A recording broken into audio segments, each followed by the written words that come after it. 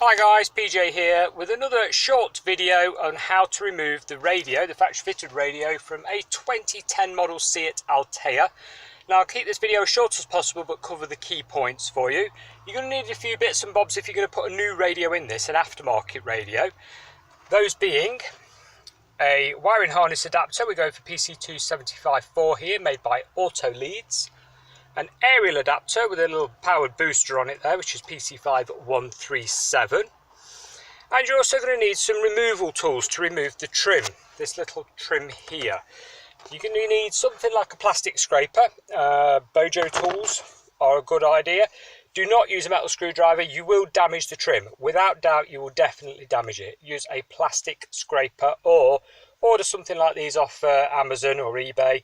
They're not very dear, they're a couple of quid and it saves any damage. Okay, the first thing you're going to do is start with your scraper under one corner. Now these trims are very tight. In fact, I've known people break the clips on the rear of them and even snap the corners of the fascia on these. They are that tight. So you need to get it up and under, which is quite tricky, and start levering it out. Like so. There we go, up and under, look. And there it's actually popped out the corner one, the actual corner popper. So work your way along it, and it'll pop all the way around. They can be really stubborn. This particular vehicle feels like it's been in bits before, so they're not that stubborn.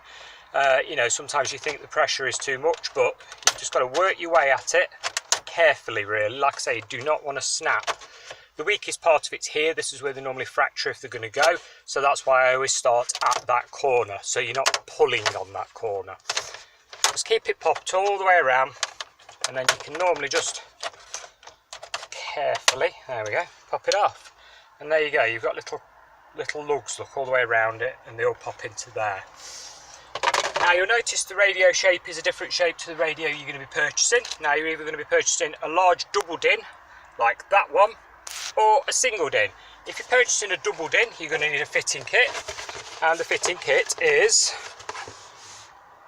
one of these, for example. There are various brands available. This is made by Connect 2, and it's CT23ST01. Now obviously they do these in right and left hand drive, so it depends on which vehicle you've got. You might want to look at the description and choose the correct one. With this kit you get a trim surround that's hopefully matched to the right sort of colour as the dashboard, becoming black and grey, and also a light silver. And you're also going to get a cage fitting kit that goes around your radio. You do not use the original cage that comes with your radio. Next up, we move to the mounting of the original factory radio itself. Now you'll notice the radio's got 4 screws, one here, one on the bottom, across there, and also here. Now these are TX20s, so you're going to need a little star drive device like so. There we go, TX20, common tool, available from many motor shops. Just literally go around and unscrew them all. Don't lose any, you know, you could well need them if ever you're putting the radio back in, if you're selling the car, etc. So try and keep them all safe. There we go, get that one loose. Come here. I always pop them down here, look, in the little area so they don't get lost. Right, you'll notice at this point I've got a bag over the gear lever here, and that is basically to stop the top of the gear lever getting scratched, because when you drop the radio down, the back of the radio is steel, so again it will scratch the gear lever. Just watch you don't damage the bottom of the trim here, because it's like I say, it's very soft, you don't want to damage that. If you're worried, put a bit of masking tape, a couple of layers of masking tape over it. Right, grab your radio top and bottom and pinch. And the whole thing, the fascia is loose on the front, it's meant to be, so ignore that. Pull it forwards and drop it down, and there you go, you'll notice your connections. You have what's called a FACRA aerial connection on one side, which has got a pinch system on it. So you pinch the little pin on it and pull. You do need 2 hands normally. There we go, off it comes. There we go, so it's got a little lever on it, look, you just basically press that down and pull.